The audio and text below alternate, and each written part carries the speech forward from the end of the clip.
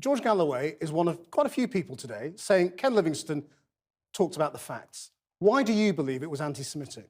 Well, George expressed it, as ever, far better than Ken Livingstone. George said, Zionism and Nazism are two sides of the same coin. Now, that is clearly not true.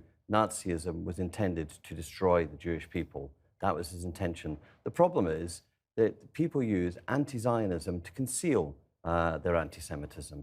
You say you're anti-Zionist, well, what you're really saying is you're against the existence of the State of Israel. If you don't want Israel to exist, that is clearly anti-Semitic. It's not a kind of vaguely nice opinion. It's actually a very bad opinion. George Galloway?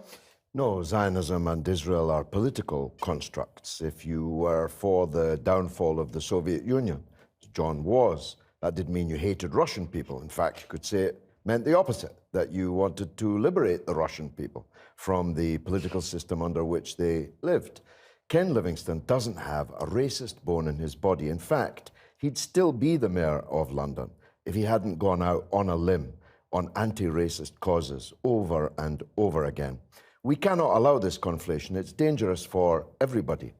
Being against Israel is not being against Jews. Many Jews are against Israel. You've just had one on the screen, Lenny Brennan. Do you accept that you can be anti-Israel without being anti-Semitic, or do you believe that's the lie? The question is not about whether you're for or against Israel.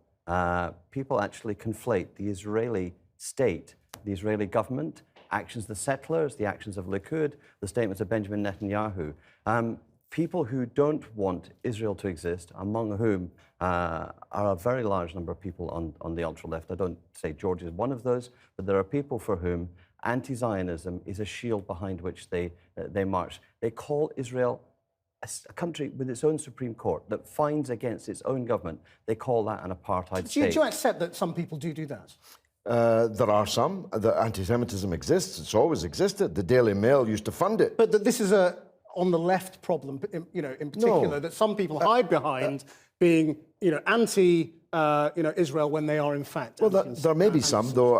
I have to tell you, in all honesty, I've never met one, and Ken Livingstone certainly isn't one, and neither is Jeremy Corbyn or John McDonnell. This is a synthetic argument that's being generated here. It's a smoke. But it's about offence, isn't it? It's about saying, things that people find deeply hurtful. Well, they've seized on legitimate anxieties amongst Jewish people and hurt feelings, and exploited it. But what was his need to bring it up?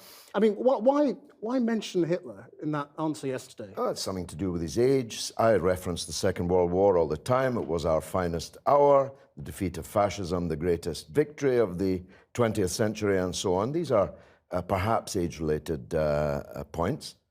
John McTurnan? It was an absurd thing to say. It was as if to say, we don't really object to Hitler's earlier work when he seemed to be pro-Zionist, but a bit later he went mad. I mean, Hitler was a racist and anti-Semite throughout his entire career. Of course. And to name him, to try to defend Naz Shah, to try to defend the Labour Party from accusations of an anti-Semitic crisis inside the party, is not just silly. It's actually Ken showing he probably should no longer contribute to public debate. I mean, George Galloway, John McTurnan quoted you actually earlier. I mean, you had said Nazism and Zionism were two sides of the same coin. Well, they actually did mint a coin to use in the program, the Havara program, to ship Jews out of Germany. Here's the point. But do you think that some people might take offence to that? No, Zionism and Nazism, for a brief period of time, cooperated to get Jews out of Germany, because both of them believed that Jews should not be in Germany. The Zionists believed they should be in Palestine for one set of reasons, and the Nazis believed but to say Hitler supported Zionism is surely a perversion. Zionism was about liberating Jews from persecution. It's not. Look, the Zionists were not Nazis, and the Nazis were not Zionists. And actually, if you look at the transcript, Livingstone never said that they were. He said that they cooperated together, and they did. That's a matter of historical fact. He said Hitler supported You don't actually need to bring the historian from America. You could bring many historians from Israel.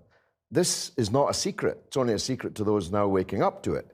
They were cooperating because they had the same idea, that the European Jews should not be in Europe. They should be in Palestine. Now, what Jeremy Corbyn has said, and I think George Galloway has also said, is that actually this is about you attacking Corbyn. Jeremy Corbyn is doing a perfectly good job of attacking himself. I don't need to do anything. His inability to act with decisiveness about Naz Shah was telling. His silence today is telling. He's a man who pals around with terrorists. He calls Hamas and Hezbollah his friends. He palled around with the Frisian IRA.